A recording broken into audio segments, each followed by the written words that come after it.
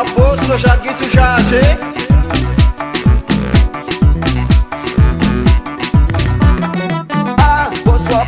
Apposto magala giddu ganda Jamaica malka odiammo manni keessa esuma naannoti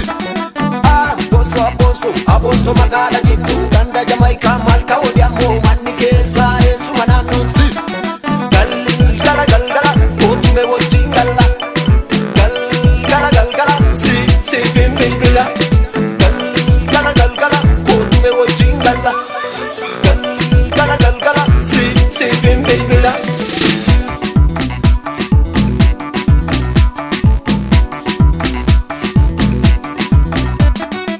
Bareda shakkule shaase keessa simattu nattole jaalalli keenya qabeenya muddamsiisa obsu malee eeyoona yaamte shuu jedhee akkuma fardaa kuulufe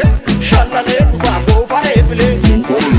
Apposto shaasa mannee shaase shamarran shaase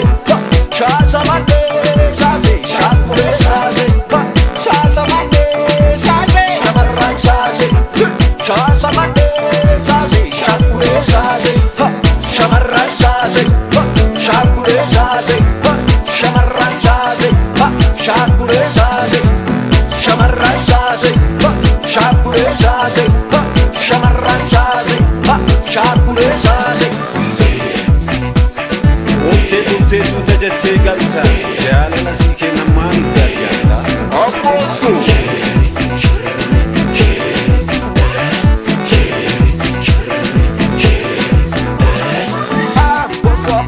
Apposto magala giddu ganda Jamaica malka odiammo manni keessa esuma naannoti Apposto magala giddu ganda Jamaica malka odiammo manni keessa esuma naannoti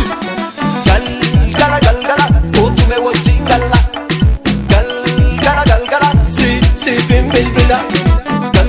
Galgala otume wajjin galla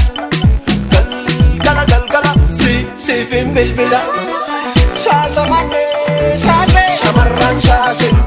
shaasa mannee shaase shakkule shaase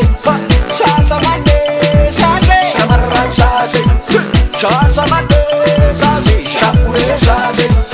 shamarran shaase shakkule shaase shamarran shaase shakkule shaase shamarran shaase shakkule shaase shamarran shaase shakkule shaase Apposto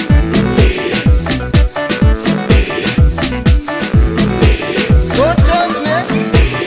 Ragali Serviga Adarumma Senumange diga Akasi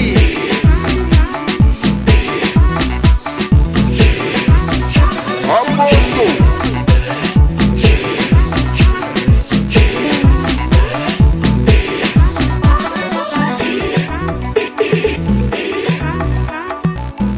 Beenu wajjin galla namni argine beenu kaa shakkule shaashe shamarran qoonjo